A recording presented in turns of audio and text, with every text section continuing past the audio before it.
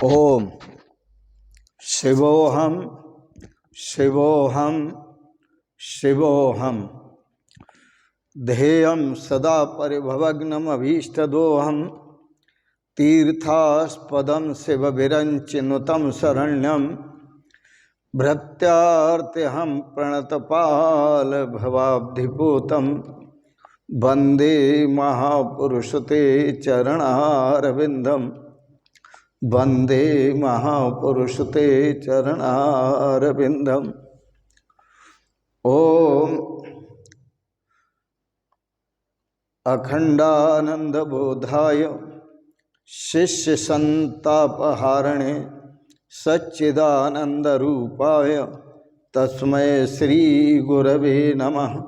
तस्मै श्री गुरवे नमः। तस्मै श्री गुरवे नमः। ओम। पूर्व प्रसंग में आप श्रवण कर रहे थे जनक अष्टावक्र संवाद, जिसमें जनक जी का अनुभव जो उन्हें महसूस हुआ, जो उन्होंने देखा, जो उनके अनुभव में आया, जो उनके अपने आप में उतरा, वह उन्होंने अपने शब्दों में कहा। अब मुझे पता लगा मैं निर्दोष हूँ, मैं शांत हूँ, मैं बोध हूँ, मैं प्रकृति से परे हूँ। जनक जी को बहुत शीघ्र और बहुत जल्दी अनुभव हो गया। अर्जुन को नहीं हुआ इतनी जल्दी, क्योंकि जनक जी ने कोई तर्क नहीं दिया, सिर्फ अपनी जिज्ञासा प्रकट की। कथम ज्ञानम आपनोति कथम मुक्तिर्भविष्यति वैराग्यम च कथम प्राप्तम एतद् ब्रूहि मम प्रभो। बड़े प्रेम से कहा, हे प्रभु, मैं ये जानना चाहता हूँ ज्ञान कैसे प्राप्त होगा, मुझे मुक्ति कैसे प्राप्त होगी,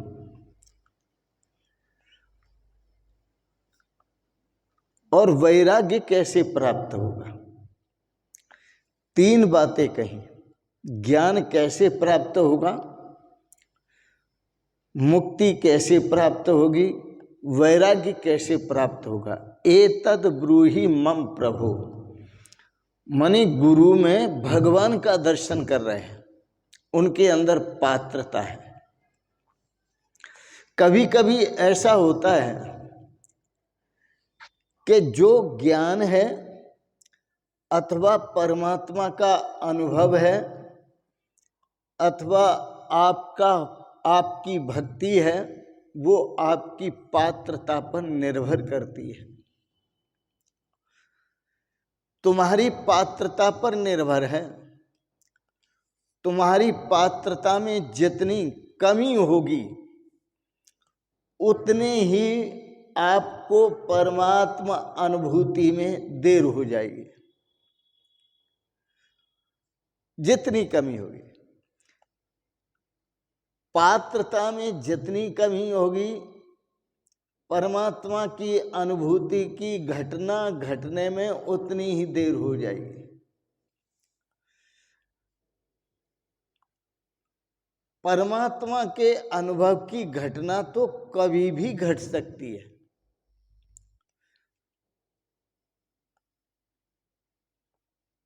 कभी भी घट सकती है। जैसा कि महर्षि अष्टावक्र कहते हैं, अपने कदम कदम पर सुखी भव, अभी और यहीं तू सुखी हो जा। और वो कहते हैं मुक्तो भव, तू मुक्त हो जा, अभी और यहीं मुक्त हो जा, इसी क्षण मुक्त हो जा। तो महर्षि अष्टावक्र की वाणी में दम है। अभी सुखी हो जा और अभी मुक्त हो जा, अभी ज्ञान को उपलब्ध हो जा, अभी वैराग्य को उपलब्ध हो जा। जैसे इस देह में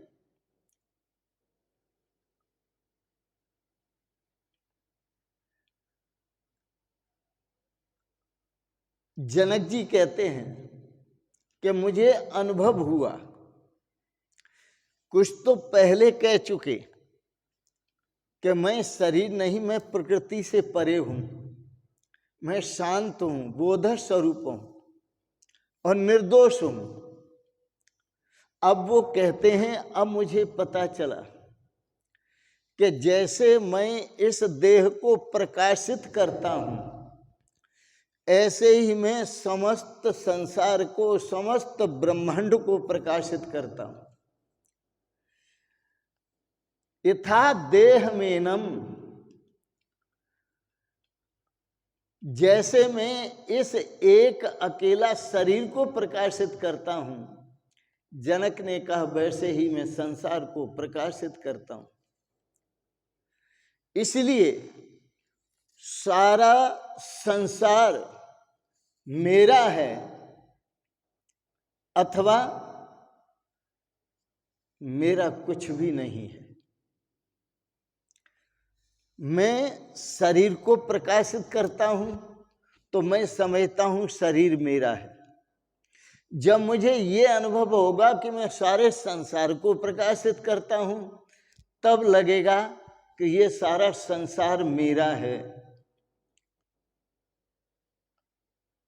संपूर्ण संसार है मेरा। और जब आप अपने स्वरूप को देखेंगे, जनक जी कहते हैं जब स्वरूप में स्थित होंगे तो आपको महसूस होगा न कुछ मेरा है न मैं किसी का हूं, मैं सिर्फ हूं। जनक जी तो बहुत जल्दी समझ गए, पर अर्जुन जल्दी समझने वाला नहीं है। वो इनकार करता है, भगवान कृष्ण को कहता है आपकी बात मुझे जचती नहीं। इसीलिए वह बार बार सवाल उठाता है, बार बार तर्क देता है, बार बार प्रश्न करता है, बार बार संदेह करता है, क्योंकि उसके अंदर पात्रता नहीं है।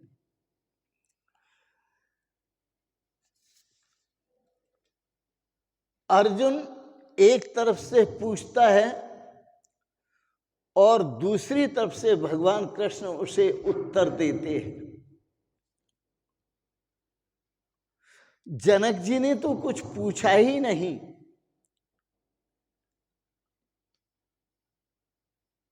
जनक जी ने तो कुछ पूछा ही नहीं। इसलिए महर्षि अष्टावक्र कहते हैं कि मैंने इसका ग्रंथ का नाम गीता नहीं रखा, महागीता रखा। भगवान कृष्ण का जो गाया हुआ गीत है वो गीता है, पर महर्षि अष्टावक्र का जो गाया हुआ गीत है वो महागीता है।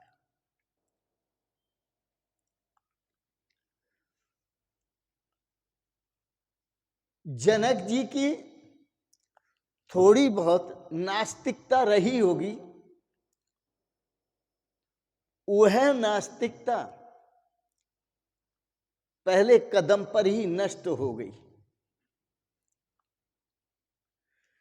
क्योंकि महर्षि अष्टावक्र ने कहा यदि देहम पृथक कृत्य चिति विश्राम तिष्ठसि अधुनैव सुखी शांत बंध मुक्तो भविष्यति। हितात, हे पुत्र, यदि तू अपनी देह को अलग करके फिर अपने को देखेगा, यदि देहम पृथक कृत्य, अपने शरीर को अलग करके फिर अपने को देख, और क्या देख, चिति विश्राम तिष्ठसि, जो तेरा चेतन स्वरूप है, साक्षी स्वरूप है, आत्मा स्वरूप है, परमात्मा स्वरूप है, उसको देकर उसी में अपने चित्त को विश्राम देकर ठहर जाएगा। तो मैं तुझे वचन देता हूं, अधुनैव सुखी शांत बंध मुक्तो भविष्यति, हियर एंड नाउ, अभी और यहीं तू सुखी हो जाएगा, शांत हो जाएगा और बंधन से मुक्त हो जाएगा। बात जम गई पहले कदम पर ही, जनक जी को जीवन ही बदल गया। परंतु अर्जुन तर्क करता है, वितर्क करता है, नास्तिकता की बातें करता है। भगवान श्री कृष्ण सोचते हैं कि इसकी जो नास्तिकता है वो कैसे मिटेगी। जनक जी में जो पात्रता थी वो अर्जुन में पात्रता नहीं है। जनक जी में तो बड़े गजब की पात्रता थी। उनको तो लगा जैसे मैं घर के दरवाजे पर ही खड़ा हूं, जहां मैं जाना चाहता था अपने घर के भीतर, तो मुझे लगा कि मैं अपने घर के दरवाजे पर ही खड़ा हूं। अब मुझे कहीं जाना नहीं है, घर को प्राप्त करने के लिए कोई प्रयास नहीं करना है।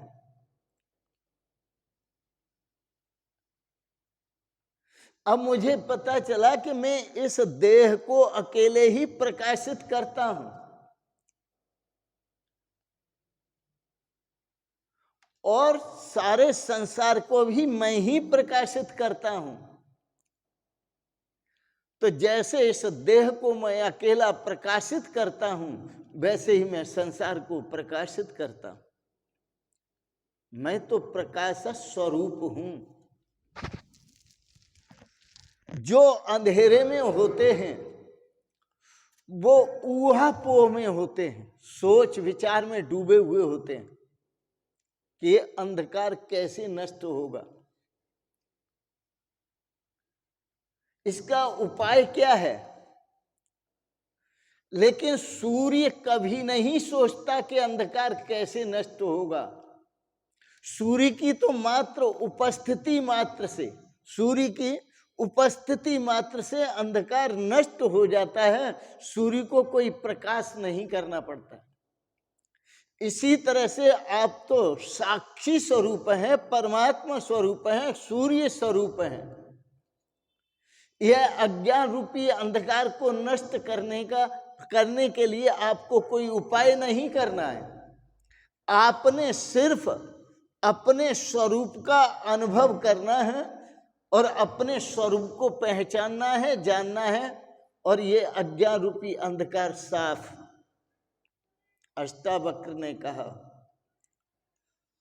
तुम्हारा जो जनक जी आत्यांतिक साक्षी भाव स्वरूप है, आत्यांतिक साक्षी भाव रूप है, वह तुम्हारा ही नहीं है, सबका है। वो केवल तुम्हारा नहीं, वो सबका है। वह समस्त सृष्टि में जो साक्षी भाव है, वह समस्त सृष्टि का केंद्र है।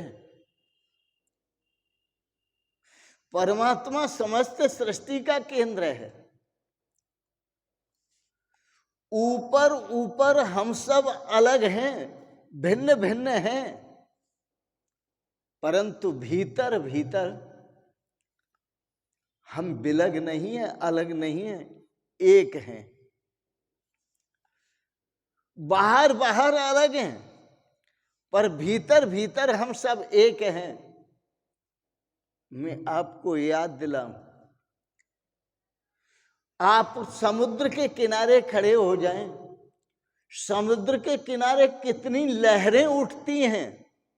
कोई छोटी है, कोई बड़ी है, कोई तिरछी चल रही है, कोई सीधी चल रही है, कोई अच्छी लग रही है, कोई अच्छी नहीं लग रही है, कोई गंदी लग रही है, कोई सुंदर लग रही है, स्वच्छ पवित्र लग रही है। तो जो समुद्र है उसके ऊपर ये लहरें उठ रही हैं, लहरें भिन्न भिन्न हैं, लहरों का भेद है, लहरें अनेक हो सकती हैं, लेकिन समुद्र एक है। और उन लहरों को भी देखा जाए तो वह लहरें सभी ऊपर ऊपर अनेक हैं, लेकिन भीतर भीतर देखा जाए तो वो एक हैं, क्योंकि वह उसी समुद्र के जल की उठी हुई हैं। वो सब एक हैं। लहरें आपको अलग अलग दिखाई देती हैं, भिन्न भिन्न दिखाई देती हैं, लेकिन समुद्र की गहराई में देखो तो वो सब एक है। मैं आपसे पूछता हूं और विचार करके बताओ, जो समुद्र का जल है और लहरों का जल है, ये दो हैं कि एक है? तो समुद्र का जो जल है वही लहरों में जल है, ये दो नहीं है, एक है, एक है।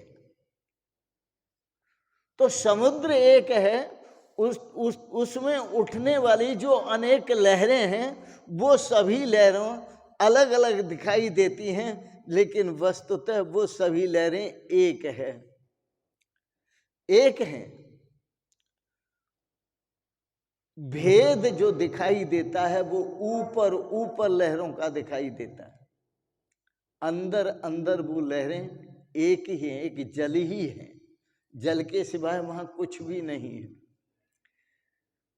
तो जिसको केंद्र का स्मरण आया, जिसको स्वरूप का स्मरण आया, जिसने अपने स्वरूप को जाना, जिसे स्वरूप का स्मरण आया, उसका समझो व्यक्तिपना गया और व्यक्तित्व भी गया, उसका मनुष्यपना गया और मनुष्यता भी गई, मानवपना गया और मानवता भी गई। क्योंकि उसके अंदर जब वो मनुष्य नहीं, उसे अनुभव होगा कि मैं मनुष्य नहीं हूं, तो मेरी मनुष्यता भी नहीं है। मैं देह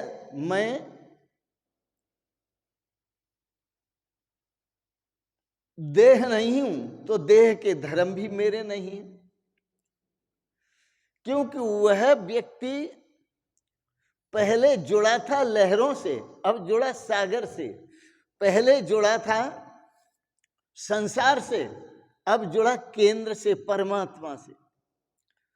तो परमात्मा का जब स्मरण आया, केंद्र का जब स्मरण आया, तो उसका स्वयं का जो व्यक्तित्व था, व्यक्तिपना था, खत्म हुआ। अब वहां व्यक्ति नहीं रह जाता, केवल साक्षी, साक्षी स्वरूप रह जाता है। जनक जी कहते हैं, अब मुझे पता चला मैं अकेला हूं और देह को भी प्रकाशित मैं अकेला करता हूं और सारे संसार को भी प्रकाशित मैं अकेला करता हूं। और जैसे देह को प्रकाशित मैं अकेला करता हूं, ऐसे सारे संसार को भी प्रकाशित मैं अकेला करता हूं। क्या कह रहे हैं आप? भरोसा नहीं आता, भरोसा नहीं आता। लेकिन भरोसा आएगा तब जब आपके अंदर पात्रता होगी। तो भरोसा भी जो निर्भर करता है वो आपकी पात्रता पर निर्भर करता है। तुम्हारी पात्रता में जितनी कमी होगी, भरोसा होने में उतनी ही देर होगी। तुम्हारे सुखी होने में उतनी ही देर होगी, तुम्हारे शांत होने में उतनी ही देर होगी, तुम्हारे आनंदित होने में उतनी ही देर होगी जितनी पात्रता में कमी होगी। जब तुम्हारे सामने परमात्मा खड़ा होगा, तुम आश्चर्यचकित हो जाओगे और अवाक हो जाओगे, तुम्हारी वाणी भी मौन हो जाएगी। एक संत हुआ पश्चिम में, मैंने सुना है, एक संत हुआ पश्चिम में। उस संत का ये वचन है। किसी ने पूछा उस संत से, क्या ईश्वर है? तो संत ने एक ही उत्तर दिया, ईश्वर है। उसने कहा, इसका कोई प्रमाण कि ईश्वर है? तो संत ने कहा, ईश्वर के लिए कोई प्रमाण है ऐसा मैं नहीं समझता। उसने कहा, बस एक ही प्रमाण है और यही प्रमाण है कि ईश्वर है। पूछने वाले ने कहा कि भरोसा नहीं होता कि ईश्वर है, उस पर विश्वास नहीं होता। ईश्वर है, क्यों विश्वास नहीं होता? कि ईश्वर असंभव है। ईश्वर संभव नहीं है, ईश्वर असंभव है। संभव और असंभव का भी अर्थ समझ लें। जो कभी प्रकट नहीं होता वो असंभव, और जो प्रकट होता है वो संभव। तो ईश्वर असंभव है, यह उस फकीर की अनूठी बात है। ईश्वर है क्योंकि असंभव है, इतना ही कहूंगा मैं। संभव तो संसार है, ईश्वर असंभव है। संभव तो क्षुद्र है, ईश्वर तो विराट है।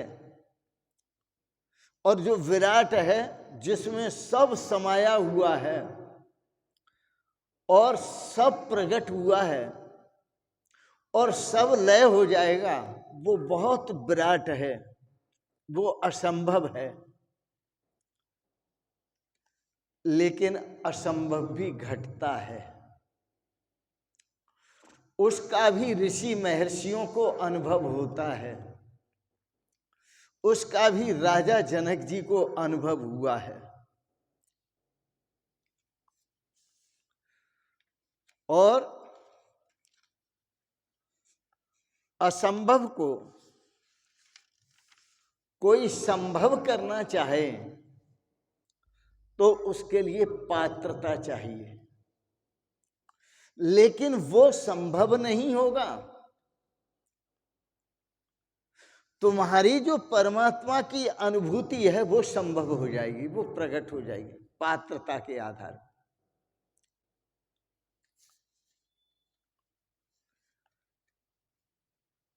परमात्मा साक्षी स्वरूप है, ब्रह्म स्वरूप है, वह मेरा निजी स्वरूप है। वेदांत दर्शन कहता है, यह एष्ठि विदु सह परमेष्ठिनम। जगद्गुरु शंकराचार्य अद्भुत विद्वान, साक्षात शंकर के अवतार, वो ये सूत्र की व्याख्या करते हैं।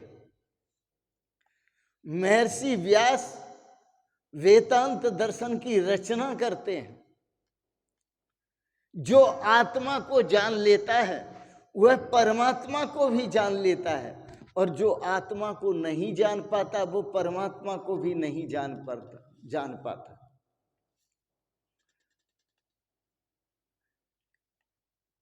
जब वो संभव होगा, आपकी अनुभूति में उतरेगा, तो आपकी जड़ें समाप्त हो जाएंगी, क्योंकि उस असंभव को जानकर आप भी असंभव हो जाओगे, आप संभव नहीं रहोगे। शरीर को देखते हो तो आप अपने को संभव समझते हो, मानी जन्मा हुआ समझते हो, प्रकट हुआ समझते, जन्मा हुआ। और जब आत्मा को देखोगे तो आप भी अपने को असंभव देखोगे। मैं कभी प्रकट नहीं हुआ, मैं सदा से हूं, मैं कभी घटता नहीं, मैं कभी बिखरता नहीं। तुम जब तक अंधेरे में हो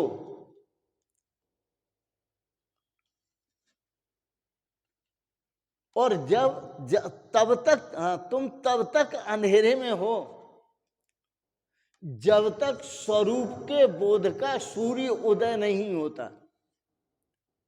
और जैसे स्वरूप के बोध का सूर्य उदय होगा तो फिर तुम्हें सोचने की जरूरत नहीं पड़ेगी कि अंधेरा कैसे नष्ट हो और अंधेरों को कैसे नष्ट करें। मैं कुछ और बात भी कहूंगा कि जब आप अपने को संभव मानते हैं, उत्पन्न मानते हैं, जन्मा मानते हैं, तब आप अजन्मा से बहुत दूर होते हैं। पास होते हुए, उसका स्वरूप होते हुए, एक होते हुए भी आप बहुत दूर होते हैं, क्योंकि आप अपने को जन्मा मानते हैं, अपने को शरीर मानते हैं। और जब आप अपने को आत्मा मानते हैं, साक्षी मानते हैं, तब आप उस परमात्मा का हिस्सा हो जाते हैं और आप कहते हैं अहम ब्रह्मास्मि, मैं परमात्मा हूं। चूंकि मैं परमात्मा हूं और मैं ही अपना केंद्र हूं और मैं ही सारे संसार का केंद्र हूं, चूंकि मैं अपना भी साक्षी हूं और सारे संसार का भी मैं साक्षी हूं। सोचिए कितनी बड़ी बात है। सारा संसार मेरा स्वरूप है, मैं सारे संसार का स्वरूप हूं, एक संभावना। या फिर मैं किसी का स्वरूप नहीं हूं, कोई मेरा स्वरूप नहीं है, मैं किसी का नहीं हूं, कोई मेरा नहीं है। विचार करो, यह संभावनाओं की दो संभावनाएं हैं और दो संभावनाओं में ही अपने अनुभव को जनक जी प्रकट करते हैं। वो कहते हैं अतः मम सर्वम जगत, या तो मैं यह मान लूं कि यह सारा जगत मेरा स्वरूप है,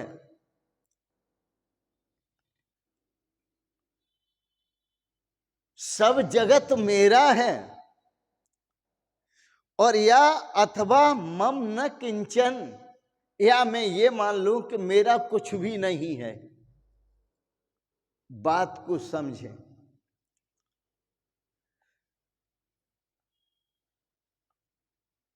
यदि भक्ति की दृष्टि से कहते हैं संत, तो इन शब्दों में कहते, किन शब्दों में कहते हैं?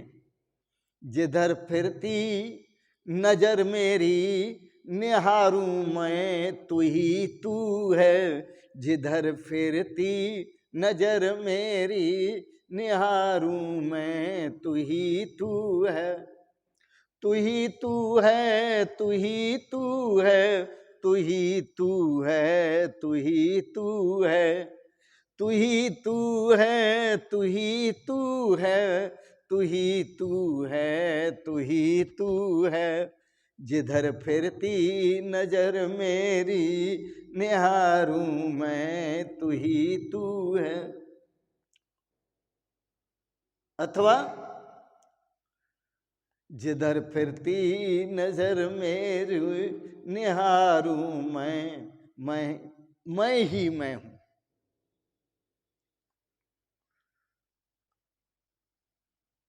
अहम ब्रह्मास्मि, अहम ब्रह्म मैं हूं, यह निश्चय हुआ सच्चिदानंद मैं हूं।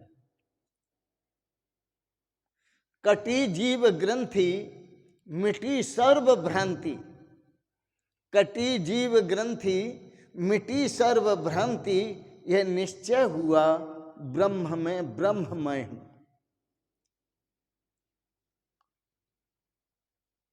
भगवान श्री कृष्ण का वक्तव्य कुछ अधूरा सा लग रहा था। जनक जी का जो वक्तव्य है वह पूरा है, पर हम ये भी नहीं कह सकते क्या अधूरा है और क्या पूरा है। ये दोनों कल्पनाएं जो हैं अधूरे की और पूरे की, वो एक में ही हैं।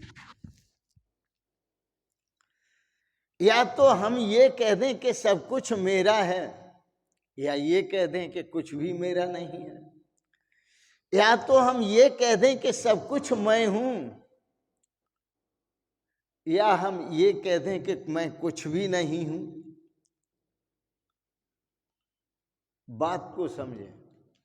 एक बार बुद्ध भगवान का और महावीर का मिलन हुआ। महावीर भगवान ने कहा आत्मैव इदं सर्वम, यह सब कुछ आत्मा ही आत्मा है। ब्रह्मैव इदं सर्वम, यह सब कुछ ब्रह्म ही ब्रह्म है। बुद्ध भगवान कहने लगे ना ब्रह्म कुछ है ना आत्मा कुछ है तो दिखाओ। उन्होंने कहा सब शून्य है, ये जो कुछ भी दिखाई देता है सब शून्य से आया है, और शून्य का अर्थ होता है आकाश। सब दिखाई देता है आकाश से आया है, आकाश में रह रहा है और आकाश में ही लय हो जाएगा। शून्य से आया है, शून्य में रह रहा है और शून्य में ही लय हो जाएगा। तो दो ही शब्द हैं प्रयोग करने के। या तो ये कह दो कि मैं शून्य हूं, केवल परमात्मा ही परमात्मा है, मैं कुछ नहीं हूं। यह थ्योरी भगवान बुद्ध की है। और फिर या ये कह दो कि मैं पूर्ण ही पूर्ण हूं। पूर्ण मदः, वह परमात्मा पूर्ण है, और उस पूर्ण परमात्मा से यह जो जगत पूर्ण उत्पन्न हुआ है यह भी पूर्ण है। पूर्ण मदः पूर्णमिदं पूर्णात् पूर्णमुदच्यते, उस पूर्ण से ही पूर्ण उत्पन्न हुआ है। पूर्णमेवा अवशिष्यते, फिर भी पूर्ण का पूर्ण ही शेष है। तो या तो ये कह दो कि मैं पूर्ण हूं, या ये कह दो कि मैं शून्य हूं, या तो ये कह दो कि मैं सब कुछ हूं, या ये कह दो कि मैं कुछ नहीं। स्थिरता एक में होगी, और यह स्थिरता जब एक में होगी तो वही भाषा आप बोलेंगे जो जनक जी बोल रहे हैं, अतः मम जगत सर्वम। या तो ये सारा जगत मेरा स्वरूप है, सब जगत मेरा है, अथवा न मम किंचन, अथवा मेरा कुछ नहीं है, मेरा स्वरूप कुछ नहीं है। अहम ब्रह्मास्मि। आश्चर्य है कि शरीर सहित विश्व को त्याग कर किसी कुशलता से महर्षि अष्टावक्र जैसे गुरु मिले, या तो उनकी कृपा से, उनके आशीर्वाद से, उनकी कृपा दृष्टि से, या अपनी पात्रता से, सुपात्रता से यह घटना घट गई। त्याग हो गया जगत का,